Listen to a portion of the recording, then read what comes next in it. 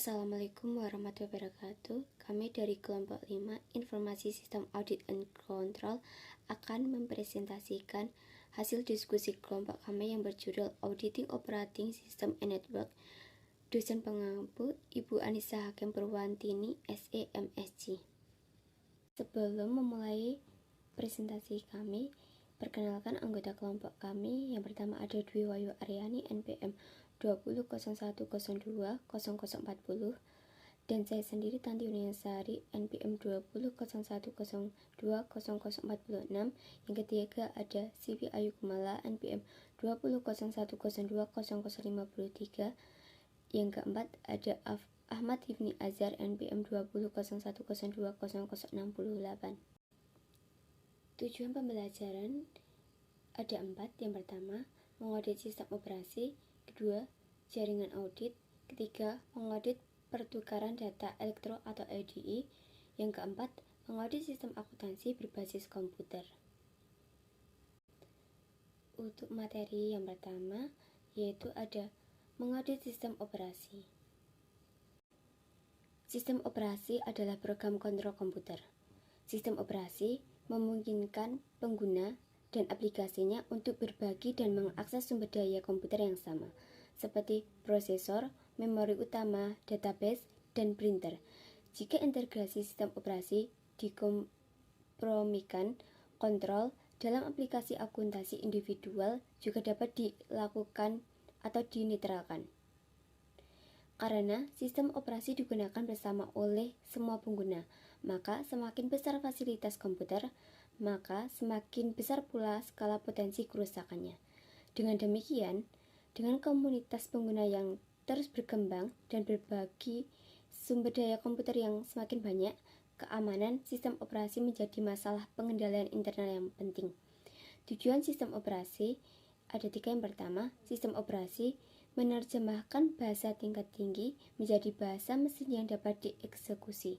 Yang kedua, sistem operasi mengatur alokasi sumber daya komputer kepada pengguna, kelompok kerja, dan aplikasi. Yang ketiga, sistem operasi mengelola penjadwalan, tugas, dan multiprogram. Ancaman terhadap integrasi sistem operasi. Tujuan kontrol sistem operasi mungkin tidak tercapai karena adanya kelemahan dalam sistem operasi yang dieksploitasi baik secara tidak sengaja maupun disengaja. Ancaman yang tidak disengaja termasuk kegagalan perangkat keras yang menyebabkan sistem operasi macet. Kesalahan dalam aplikasi pengguna program yang tidak dapat ditafsirkan oleh sistem operasi juga dapat menyebabkan kegagalan sistem operasi. Ancaman yang semakin meningkat adalah program-program yang merusak yang tidak ada keuntungannya. Paparan ini berasal dari 3 sumber. Yang pertama, ada personal dengan hak sistem yang menyalahgunakan wewenang. Yang kedua, individu internal dan eksternal yang mencari dan eksploitasi kelemahan keamanan. Yang ketiga, individu yang sengaja atau tidak sengaja menyuntikkan virus atau merusak program ke dalam sistem operasi. Keamanan sistem operasi. Keamanan sistem operasi melibatkan kebijakan, prosedur, dan kontrol yang menentukan siapa yang dapat mengakses sistem operasi, sumber daya seperti file, program, dan printer yang dapat mereka gunakan, dan tindakan apa yang dapat mereka lakukan. Komponen keamanan berikut ini ditemukan dalam sistem operasi yang aman. Yang pertama, prosedur masuk adalah pertahanan pertama dalam sistem operasi terhadap akses tidak sah. Yang kedua, token berisi informasi penggunaan seperti ID, kata sandi, grup, dan hak istimewa. Yang ketiga, hak akses diskresioner diberikan dan diatur oleh administrator sistem pusat untuk sumber daya tertentu melalui kontrol akses. Kontrol sistem operasi dan tes audit. Kontrol dalam aplikasi akuntansi individual yang berdampak pada pelaporan keuangan juga dapat dikompromikan. Karena alasan ini, desain dan penilaian kontrol keamanan sistem operasi merupakan masalah kepatuhan SOX. Bidang-bidang yang diperiksa. Yang pertama ada hak akses. Hak akses pengguna diberikan kepada individu dan seluruh kelompok kerja yang diberi wewenang untuk menggunakan sistem. Hak akses menentukan direktori file, aplikasi, dan sumber-sumber lain yang dapat diakses oleh individu atau grup. Mereka juga menentukan jenis-jenis tindakan yang dapat dilakukan. Yang kedua, ada kontrol kata sandi. Kata sandi adalah kode rahasia yang dimasukkan pengguna untuk mendapatkan akses ke sistem, aplikasi, file data, atau server jaringan. Jika penggunaan tidak dapat memberikan kata sandi yang benar, sistem operasi akan menolak akses. Yang ketiga, ada kontrol virus. Yang keempat, ada kontrol jejak audit. Jejak audit sistem adalah log yang merekam aktivitas di tingkat sistem, aplikasi, dan pengguna. Baik, perkenalkan, nama saya Ahmad Ibn Nasar. Saya akan melanjutkan presentasi dari rekan saya, di mana materi yang kedua yaitu jaringan audit.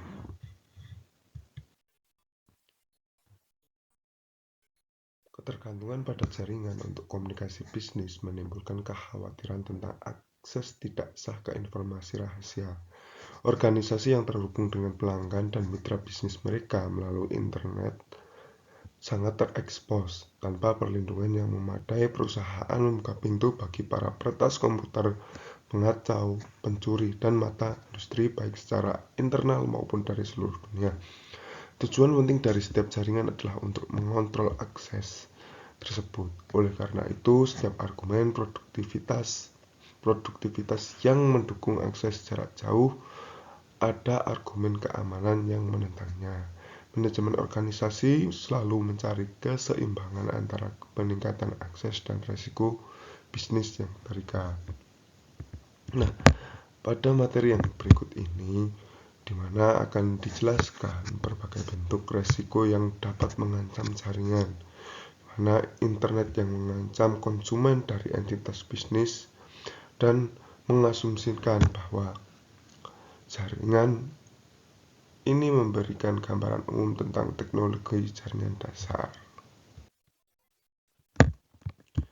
Risiko intranet.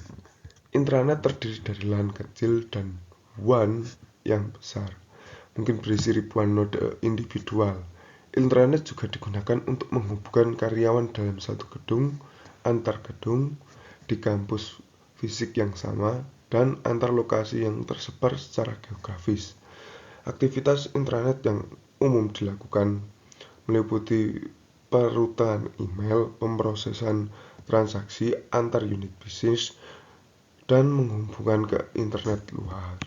Nah, aktivitas karyawan yang tidak sah dan ilegal secara internal menimbulkan ancaman dalam intranet ini. Nah, secara internal motif mereka untuk melakukan tindakan yang merugikan bisa jadi adalah salah satu balas dendam terhadap perusahaan. Nah, dikarenakan mereka adalah karyawan perusahaan, maka rahasia dagang maupun data operasi dan data akuntansi serta informasi rahasia dapat diakses oleh karyawan yang bekerja di sana. Nah, itu merupakan risiko terbesar dari risiko intranet. Terus yang kedua ada intersepsi pesan jaringan. Nah, masing-masing node pada kebanyakan intranet terhubung pada saluran bersama yang melintas ID pengguna, kata sandi, email rahasia, dan file data keuangan. Penyadapan tanpa otorisasi atas informasi ini oleh sebuah simpul di jaringan disebut sniffing. Paparannya lebih besar lagi ketika intranet terhubung ke internet.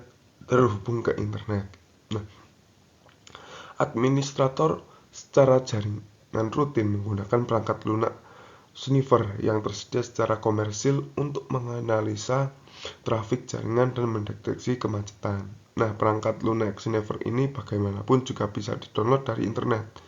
Di tangan penjahat komputer, perangkat lunak sniffer ini bisa digunakan untuk mencegat dan melihat data yang dikirim melalui saluran intranet bersama.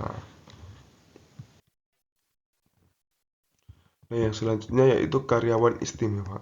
Karyawan dengan hak istimewa.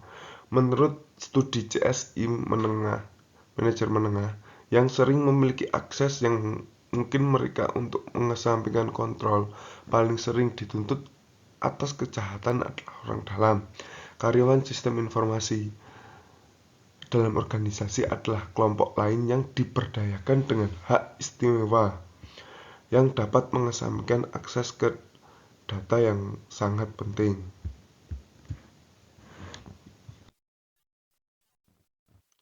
Akses yang selanjutnya yaitu akses ke basis data perusahaan. Nah, internet yang terhubung ke database perusahaan meningkatkan resiko karyawan melihat, merusak, mengubah, atau menyalin data, nomor jaminan sosial, daftar pelanggan, informasi kartu kredit, resep, formula, dan spesifikasi desain dapat diunduh dan dijual. Nah, pada materi ini, di mana akses basis data dalam perusahaan itu dapat disusupi oleh pihak luar. Pihak luar yang telah menyusup baik melakukan sendiri maupun dari karyawan yang memiliki hak dan akses ke akun keuangan untuk menghapus seperti contoh untuk menghapus piutang secara elektronik atau menghapus tagihan pajak yang belum dibayar. Nah, itu bisa saja dilakukan.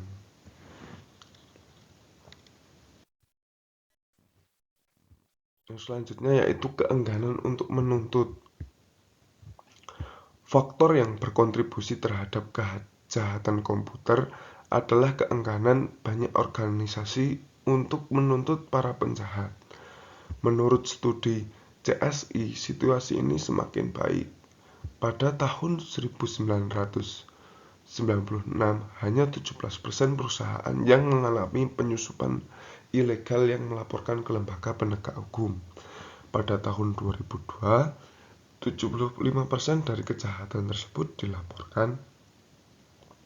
Dari 25% yang tidak melaporkan penyusupan tersebut, ketakutan akan publisitas negatif merupakan alasan yang paling sering dikemukakan untuk membungkam.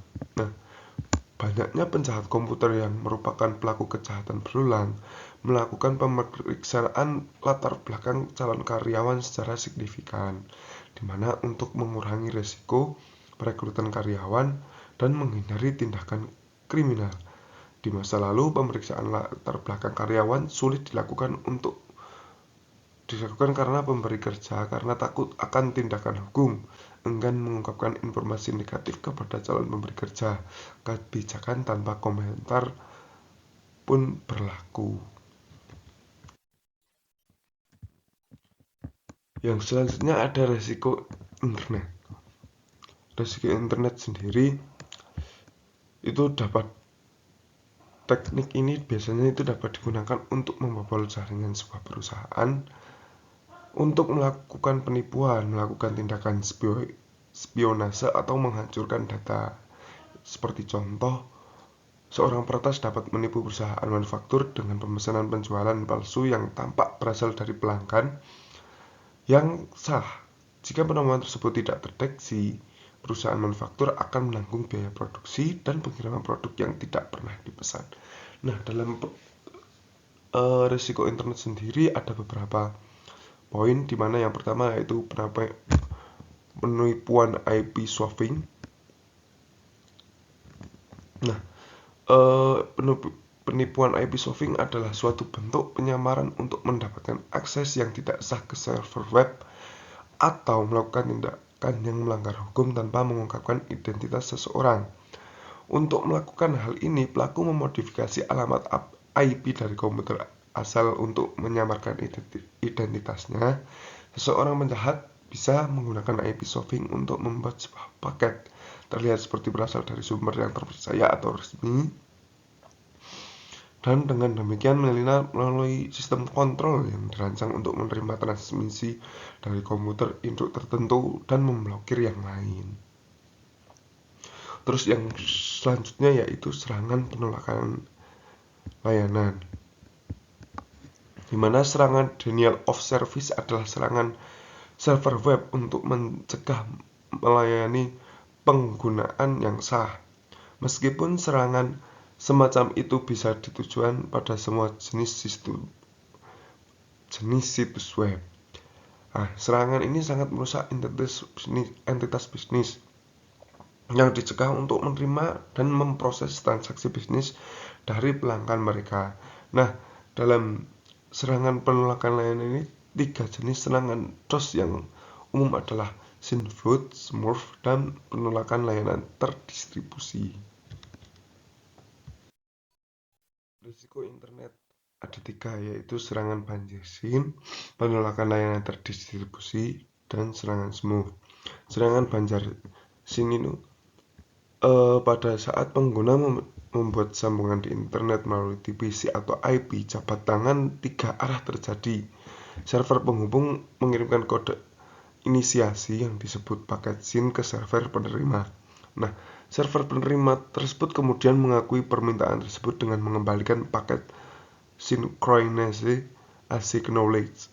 Akhirnya mesin host yang mulai merespon dengan kode paket ACK.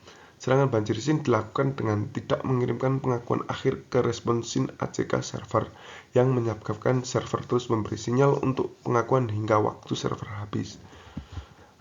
Individual atau organisasi yang melakukan serangan Sinflood ini mengirimkan ratusan paket SYN ke penerima yang ditargetkan, tetapi tidak pernah merespon dengan ACK untuk menyelesaikan koneksi. Akibatnya, port server penerima terhambat oleh permintaan komunikasi yang tidak lengkap, sehingga transaksi yang sah tidak dapat diterima dan diproses. Terus dalam penolakan terdistribusi, di mana serangan penolakan layanan terdistribusi ini dapat berupa serangan banjir SYN atau serangan Smurf. Ciri khasnya dari DDoS adalah cakupan yang sangat luas dari peristiwa tersebut.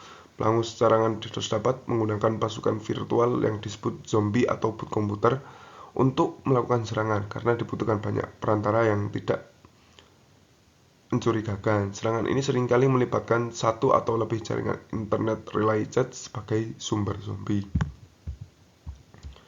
Selanjutnya itu adalah serangan Smurf. Serangan Smurf yaitu melibatkan 3 pihak pelaku, di mana 3 pihak. Yang pertama pelaku, perantara, dan korban. Serangan ini biasanya dilakukan untuk mengeksploitasi alat pemeliharaan internet yang disebut ping, yang digunakan untuk menguji kondisi kepadatan jaringan dan menentukan apakah komputer host tertentu tersambung dan tersedia di jaringan. Pada ping itu bekerja dengan mengirimkan pesan permintaan gema ke komputer host yang mendengarkan pesan respons. Sinyal ping dieksploitasi dalam paket pesan yang juga berisi alamat IP pengirim. Host yang berfungsi dan tersedia harus mengembalikan pesan echo reply yang berisi data sama persis dengan data yang diterima dalam paket pesan echo request. Yang selanjutnya yaitu resiko internet. Dari resiko kegagalan peralatan, topologi jaringan terdiri dari berbagai konfigurasi jalur komunikasi, perangkat keras dan perangkat lunak. Selain ancaman subversif yang dijelaskan di bagian sebelumnya, topologi jaringan juga memiliki risiko dari kegagalan peralatan. Sebagai contoh, kegagalan peralatan dalam sistem komunikasi bisa mengganggu, menghancurkan, atau merusak transmisi antara pengirim dan penerima. Kegagalan peralatan juga bisa mengakibatkan hilangnya database dan program yang tersimpan di server jaringan. Pertama ada motivasi dibalik serangan DOS. Motivasi dibalik serangan DOS ini mungkin awalnya adalah untuk menghukum organisasi yang memiliki keluhan dengan pelaku, atau hanya untuk mendapatkan hak mengembangkan diri dari karena mampu melakukannya. Saat ini serangan DOS juga dilakukan untuk mendapatkan keuntungan finansial. Institusi keuangan yang sangat bergantung pada akses internet lah biasanya menjadi target utama. Penjahat itu terorganisir yang mengancam serangan dahsyat telah menyiksa beberapa institusi termasuk Royal Bank of Scotland. Skenario yang umum terjadi adalah pelaku melancarkan serangan DDoS yang singkat untuk mendemonstrasikan bagaimana jadinya jika organisasi tersebut terisolasi dari internet. Selama waktu itu, pelanggan yang sah tidak dapat mengakses akun online mereka dari institusi tersebut, tidak dapat memproses banyak transaksi keuangan. Setelah serangan, CEO organisasi menerima panggilan telepon yang menuntut agar sejumlah uang didepositkan ke rekening luar negeri atau serangan yang akan dilanjutkan secara terus-menerus. Mengontrol jaringan. Pada bagian berikut kami memeriksa berbagai teknik kontrol yang digunakan untuk mengurangi resiko yang diuraikan di bagian sebelumnya. Kami mulai dengan meninjau beberapa kontrol untuk menangani ancaman subversif termasuk firewall, inspeksi paket mendalam, enkripsi, dan teknik kontrol mesh. Nah, kemudian dilanjutkan dengan tujuan audit prosedur yang terkait dengan kontrol-kontrol tersebut. Bagian ini kemudian menyajikan kontrol tujuan audit dan prosedur audit terkait dengan ancaman.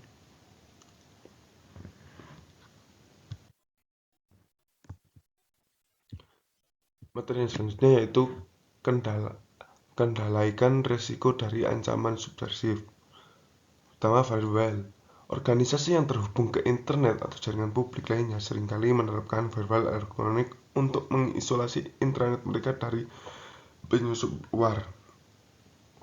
Nah, firewall sendiri adalah sistem yang memperlakukan kontrol akses di antara dua jaringan. Nah, untuk mencapai hal ini ada 3 cara. Yang pertama yaitu semua lalu lintas antara jaringan luar dan intranet organisasi harus melewati firewall. Yang kedua, hanya lalu lintas resmi antar organisasi dan pihak luar sebagai keamanan formal yang ditentukan oleh kebijakan diizinkan melewati firewall. Yang ketiga yaitu firewall harus kebal terhadap penetrasi baik dari luar maupun dalam organisasi. Nah, firewall dapat digunakan untuk mengotentifikasi pengguna luar jaringan, memverifikasi tingkat otoritas aksesnya, dan kemudian mengarahkan pengguna ke program data atau layanan yang diminta. Selain mengisolasi jaringan organisasi dari jaringan eksternal, firewall juga bisa digunakan untuk mengisolasi bagian intranet organisasi dari akses internal. Sebagai contoh, LAN yang mengontrol akses ke data keuangan dapat diisolasi dari LAN internet lainnya. Seperti itu.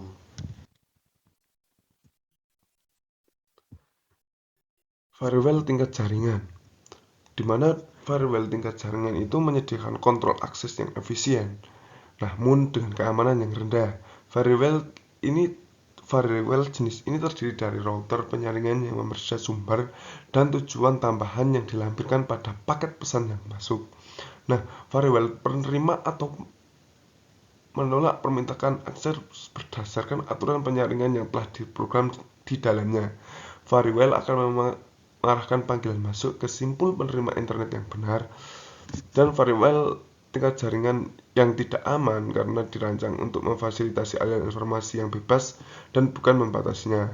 Metode ini tidak secara eksplisit mengautentifikasi pengguna luar.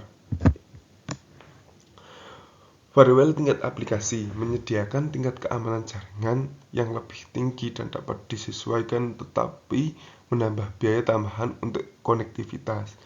Sistem ini dikonfigurasi untuk menjalankan aplikasi keamanan yang disebut proxy, yang mengizinkan layanan rutin seperti email untuk melewati firewall, tetapi tidak dapat untuk melakukan fungsi canggih seperti autentifikasi pengguna untuk tugas-tugas tertentu. Nah, pada firewall tingkat aplikasi juga menyediakan pencatatan transmisi komprehensif dan alat audit untuk melaporkan aktivitas yang tidak sah. Nah, tingkat keamanan firewall yang tinggi dapat dicapai dengan menggunakan sistem dual home. Pendekatan ini diilustrasikan pada gambar berikut, di mana ini adalah akses internet akan masuk melalui firewall, di mana firewall pertama akan membatasi akses ke sistem operasi komputer baik dari perusahaan maupun dari suatu organisasi. Setelah itu masuk lagi ke firewall kedua dengan membatasi akses ke server jaringan, di mana untuk menanggulangi atau mengurangi resiko-resiko yang akan melakukan kecurangan terhadap suatu perusahaan tersebut.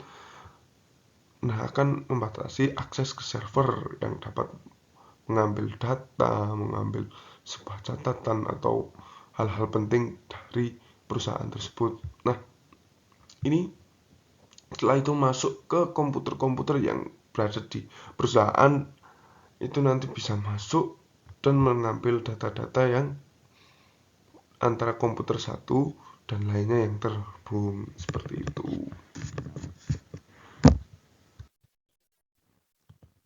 Mengendalikan serangan penolakan layanan. Seperti 3 bentuk umum serangan yang di atas.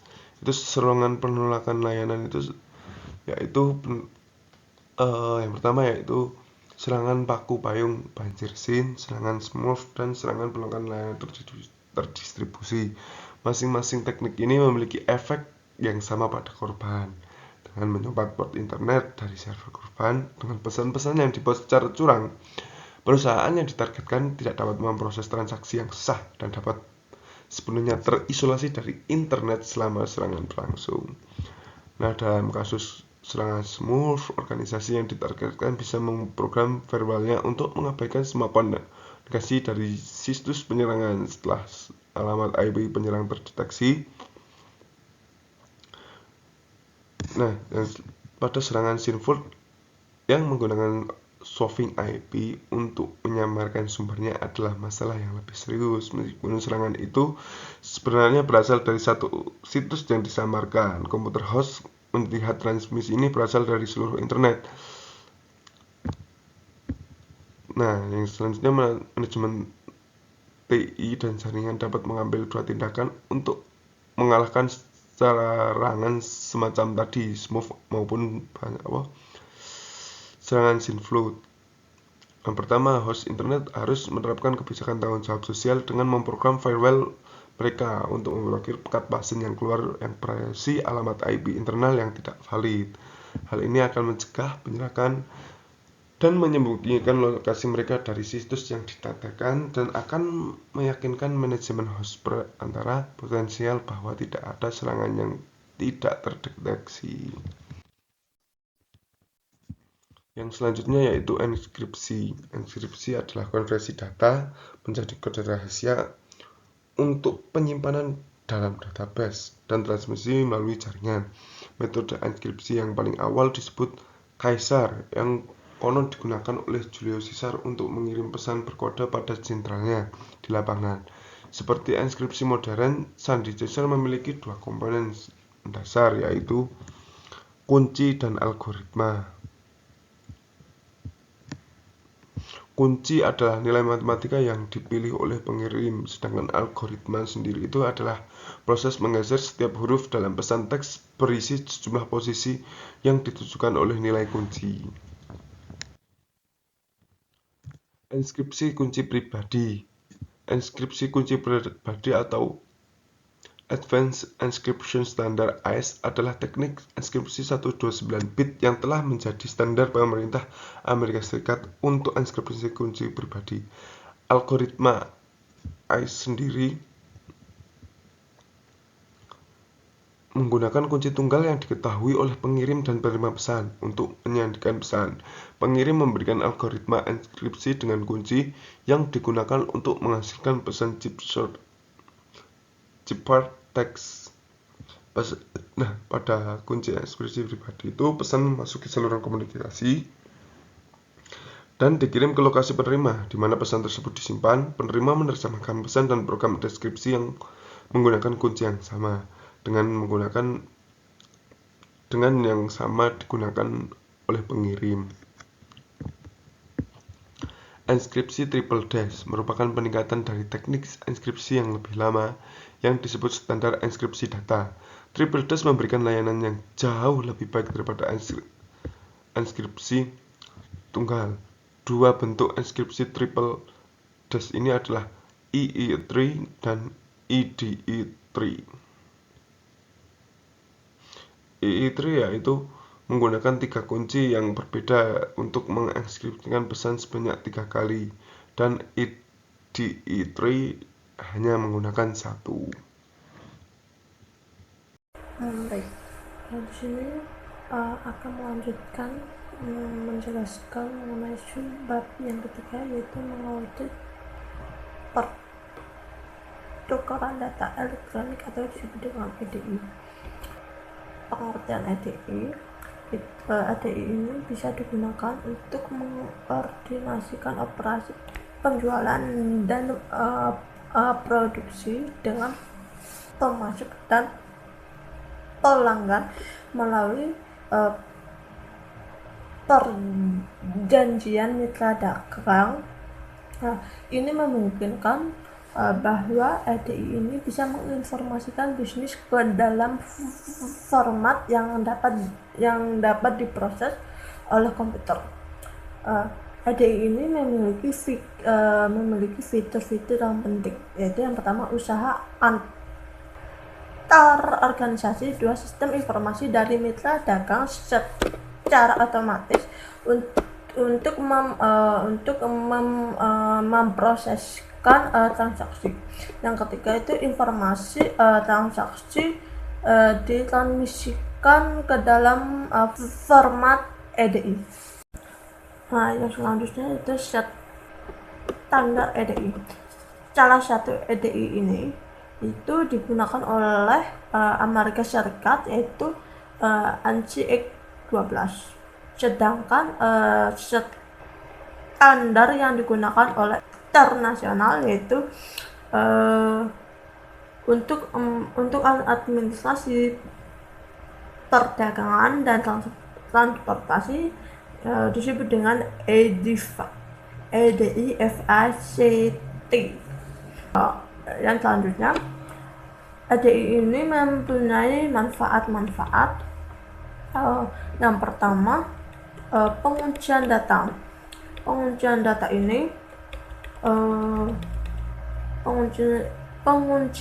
ini EDI bisa mengurangi atau bahkan menghilangkan kebutuhan untuk entry data. Yang kedua, pengurangan kesalahan. Pengurangan kesalahan ini EDI bisa menggunakan EDI melihat dari pengurangan kesalahan penguncian data, interpretasi manusia, dan kesalahan klasifikasi, dan kesalahan pengarsipan atau kehilangan dokumen. Yang ketiga itu adalah pengurangan kertas. EDI ini menggunakan amplop dan dokumen elektronik secara gratis untuk mengurangi bentuk kertas dalam sistem. Yang keempat itu mengurangi ongkos kirim. EDI ini bisa mengirimkan diganti dengan transmisi data yang jauh lebih murah. Yang kelima, prosedur otomatis. EDI ini bisa mengotomatiskan kegiatan manual yang berkaitan dengan pembelian. EDI ini bisa memproseskan pesanan penjual, pengurangan uang tunai, dan penerimaan uang tunai. Yang ke-6 itu ada pengurangan inventaris.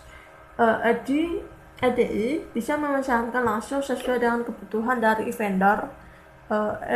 EDI ini bisa mengurangi waktu pendek atau waktu potong untuk mempromosikan akumulasi persediaan. Kemudian EDI keuangan. EDI keuangan ini menggunakan transfer data elektronik atau disebut dengan EFT untuk memproseskan pengeluaran dan penerimaan kas yang lebih rumit daripada penggunaan EDI untuk aktivitas pembelian dan penjualan. EFT ini membutuhkan bank perantara mitra dagang. sistem EDI ini, pembelian menerima faktur pembelian dan secara otomatis menyetujui untuk pembayaran. Untuk tanggal pembayaran, sistem pembelian secara otomatis itu dibuat oleh EFT ke bank asalnya atau disebut dengan OBK. OBK ini merupakan memindahkan dana dari rekening pembeli dan mengirimkan secara elektronik ke bank penampung disebut dengan ACH. ACH ini merupakan bank sentral yang membawa rekening untuk bank-bank anggotanya. ACH ini bisa mentransferkan dana dari OBK kepada RPK untuk rekening penjualan. Masalah yang muncul dari EDI keuangan ini karena cek transfer dan dana biasanya untuk pembayaran beberapa tagihan atau hanya sebagian, kerusakan 19 barang maupun pengiriman yang belum diselesaikan. Masalah ini biasanya diselesaikan dengan pesan melengkap. Untuk mengubah informasi transfer ke bentuk elektronik dapat menimbulkan masalah besar. Anggota-anggota sistem ACH harus menerima dan memproses hanya format EFT yang dibatasi hingga 94 sifat terdata. Kurang rekaman yang cukup untuk pesan yang sangat besar, yang sangat mendasar. Tidak semua bank sistem ACH ini mendukung ke format ANC F12 untuk transfer uang. Menyadari adanya kesenjangan antara layanan yang dibutuhkan dan layanan yang disediakan oleh sistem ACH, banyak bank yang memposisikan dirinya sebagai bank bernilai tambah VIB untuk bersaing di pasar ini. VIB ini dapat menerima pembayaran elektronik dan memberikan saran mengenai transfer uang dari pelanggan dalam bentuk apapun. Bank bisa mengubah transaksi EDI ke ANCX 12 dan 820 untuk prosesan elektronik. Dan selanjutnya kontrol EDI. Ke dalam proses EDI ada tantangan pengendalian elektronik yang termasuk otoritas dan validasi transaksi untuk mencegah akses yang tidak sah dan memelihara jejak audit.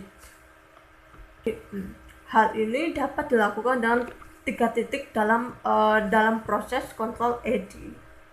Yang pertama, beberapa FAN memiliki kemampuan untuk memvalidasi kata sandi dan kode ID pengguna untuk vendor dengan mencocokkan dengan file pelanggan yang valid. Yang kedua, sebelum dikonversi,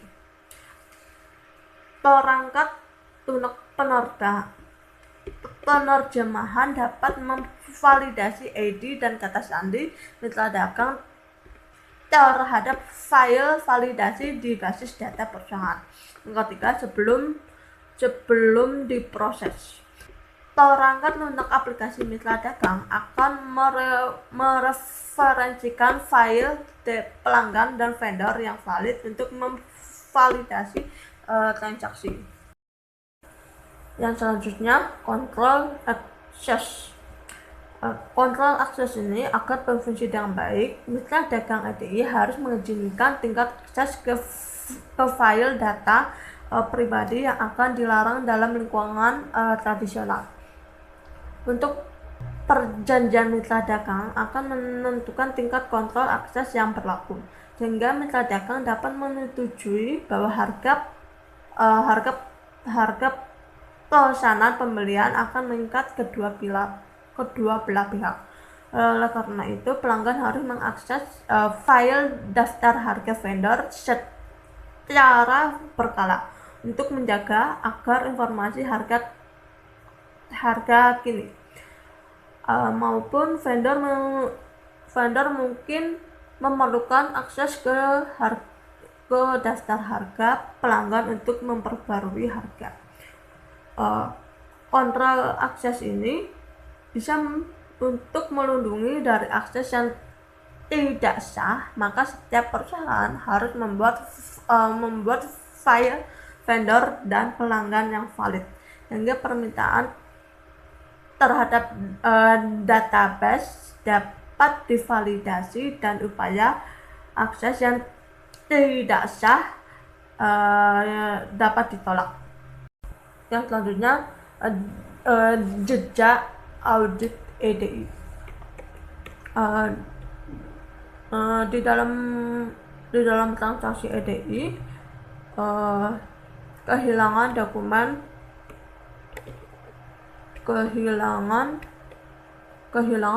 sumber menghilangkan jejak audit tradisional. Tapi log control dapat digunakan untuk memulihkan jejak audit dengan mencatat aliran transaksi melalui sistem EDI. Tujuan audit yang selanjutnya, tujuan audit EDI. Tujuan yang pertama itu semua transaksi EDI harus disahkan dan divalidasi sesuai dengan perjanjian mitra dagang. Tujuan kedua yaitu akses menyatat basis data hanya diberikan kepada organisasi yang berwenang. Tujuan ketiga, mitra dagang yang berwenang hanya boleh mengakses data yang telah disetujui. Tujuan keempat, ada kontrol yang memadai untuk memastikan jejak audit lengkap atas semua transaksi EDI. Dan selanjutnya prosedur audit yang berkaitan dengan EDI. Yang pertama, pengujian, pengendalian otoritas dan validasi. Auditor ini harus menetapkan bahwa kode identifikasi mitra dagang diverifikasi sebelum transaksi diproses. Hal ini auditor harus pertama meninjau perjanjian dengan fasilitas FAN untuk memvalidasi transaksi dan memastikan bahwa informasi mengenai mitra dagang yang valid sudah lengkap dan benar. Yang kedua, memeriksa dokumen mitra dagang yang valid dari organisasi untuk dagang yang valid dari organisasi untuk akurasi dan kelengkapan. Yang prosedur yang kedua yaitu pengujian kontrol akses. Keamanan file mitra dagang yang valid dan database merupakan pusat kerangka kerja kontrol EDI. Auditor ini dapat memverifikasi kecukupan kontrol dengan berikut ini. Yang pertama, auditor harus menentukan bahwa akses ke file vendor maupun pelanggan yang valid dibatasi hanya untuk karyawan yang berwenang. Yang kedua, perjanjian dagang akan menentukan tingkat akses yang harus dimiliki oleh mitra dagang ke mitra dagang mencatat basis data perusahaan. Yang ketiga, auditor harus mensimulasikan akses oleh sampel mitra dagang dan berupaya melanggar hak akses. Prosedur yang ketiga, pengujian, pengendalian jejak audit. Auditor harus memverifikasi bahwa sistem EDI menghasilkan log transaksi yang melacak transaksi melalui semua tahap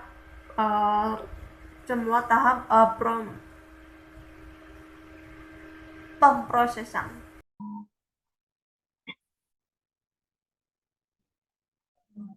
Materi yang selanjutnya yaitu mengaudit sistem akuntansi berbasis komputer.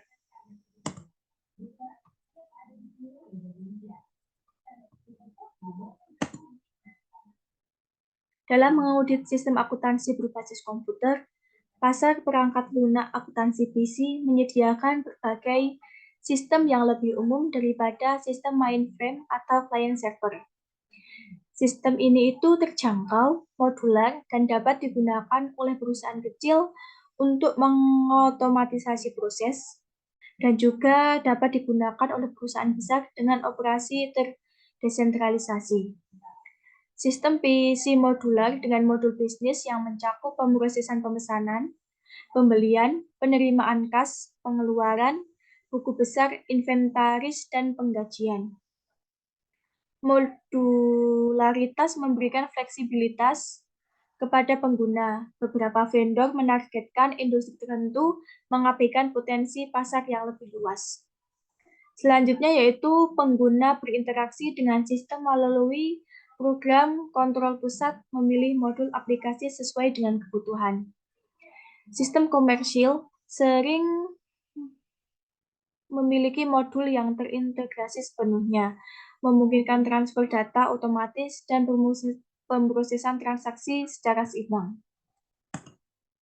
Selanjutnya yaitu terdapat resiko dan kontrol sistem PC. Sistem operasi komputer di mainframe dan jaringan terdistribusi efektif dalam keamanan. Namun, sistem akuntansi PC menciptakan masalah pengendalian unik dikarenakan adanya kelemahan dalam sistem operasi dan lingkungan PC. Meskipun teknologi PC canggih, resiko dan teknik pengendalian di lingkungan PC lebih signifikan. Nah, di sini ada beberapa resiko yang lebih signifikan dan teknik pengendalian yang mungkin dilakukan. Yang pertama yaitu kelemahan sistem operasi. Sistem PC memiliki keamanan minimal dikarenakan desainnya yang lebih terbuka untuk memudahkan akses. Ini berbeda dengan sistem mainframe yang memiliki kontrol yang lebih ketat.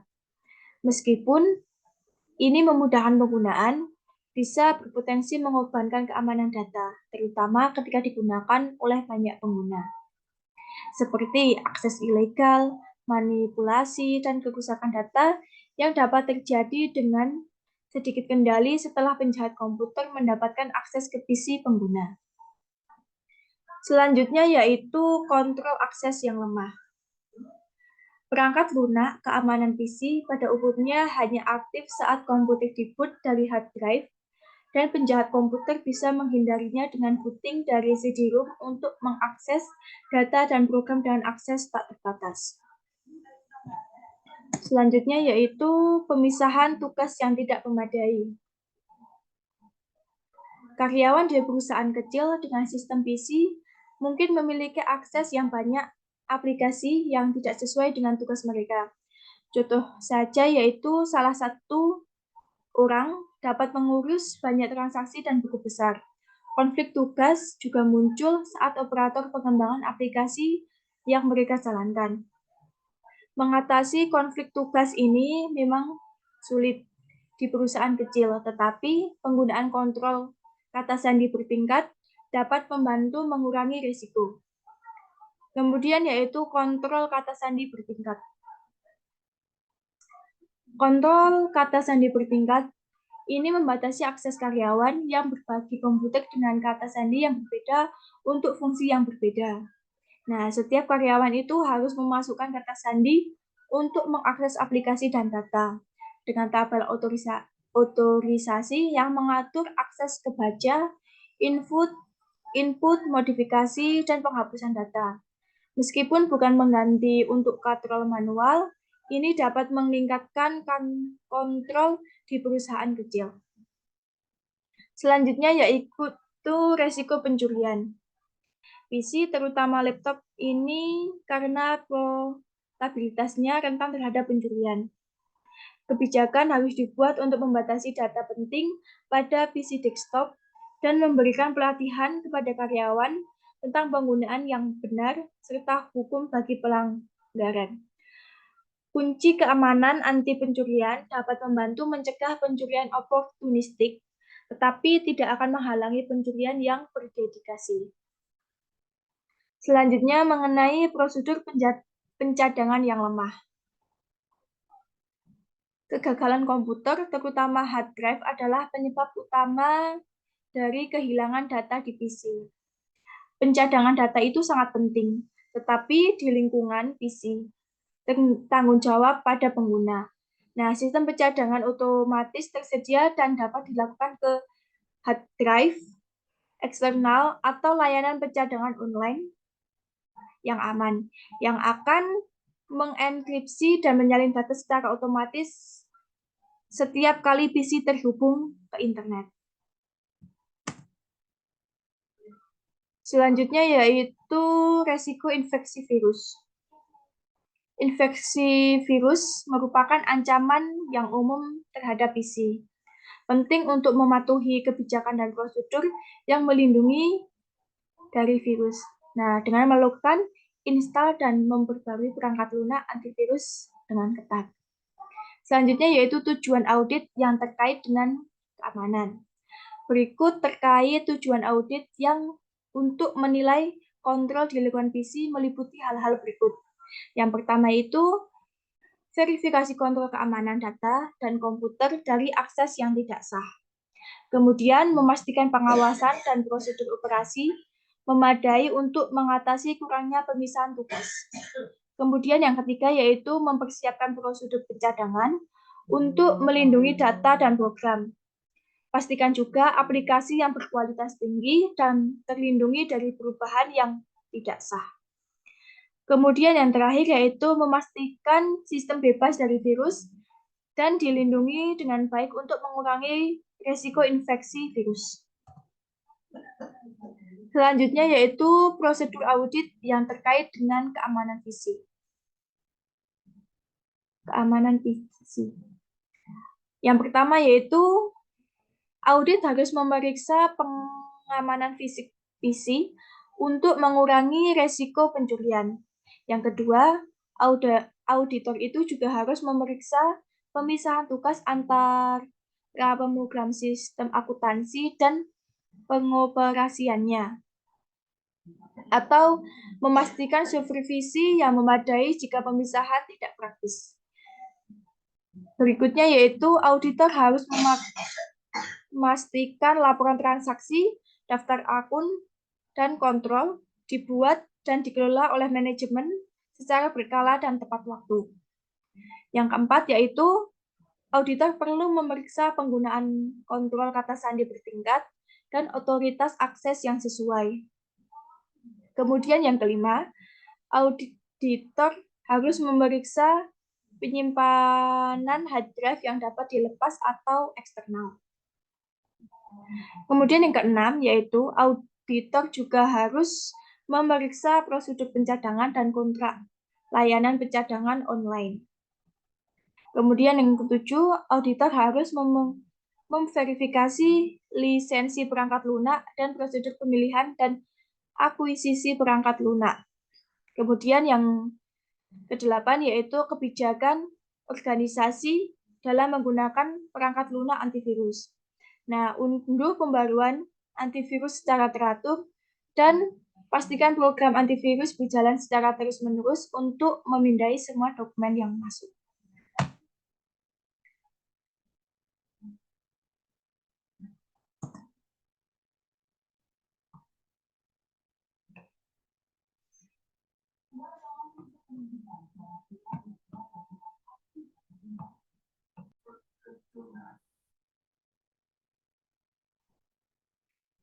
Selanjutnya yaitu studi kasus. Di sini terdapat studi kasus terkait auditing operating system and network.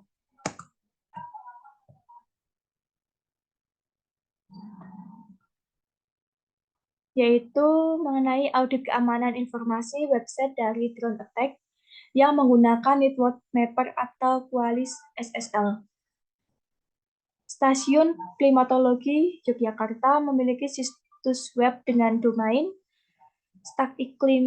stacklimyogyakarta.com yang digunakan sebagai media dan sarana publikasi informasi cuaca, iklim, dan kualitas udara yang berlokasi di Sleman, Yogyakarta. Nah, website ini itu berisi berbagai informasi yang berisi publikasi, iklim, cuaca, kualitas udara, dan pelayanan data. Konten yang diunggah pada website tersebut diakses oleh publik secara ekstensif dan berkelanjutan. Maka perlu ditindaklanjuti terkait kemampuan website dalam sisi keamanan informasi untuk dapat beroperasi secara optimal. Website tersebut harus terjamin keamanannya.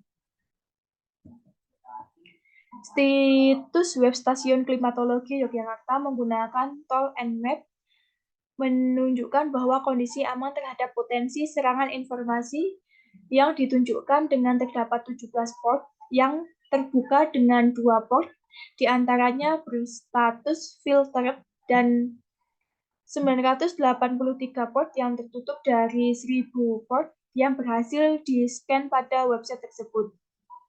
Nah, website Stasiun Klimatologi Yogyakarta ini menggunakan tool Qualys SSL Lab, telah memiliki sertifikat SSL atau TLS dan skor SSL yang baik dalam aspek sertifikat, protokol support, key exchange, dan cheaper strength yang ditunjukkan dengan mendapatkan grade A. Hal tersebut menunjukkan keamanan yang handal pada website dari sisi jaringan dan SSL atau TLS terhadap serangan luar sistem berupa ground attack. Sekian penjelasan dari kelompok kami terkait Operating Auditing System and Network. Terima kasih. Wabillahi taufiq wal hidayah. Wassalamualaikum warahmatullahi wabarakatuh.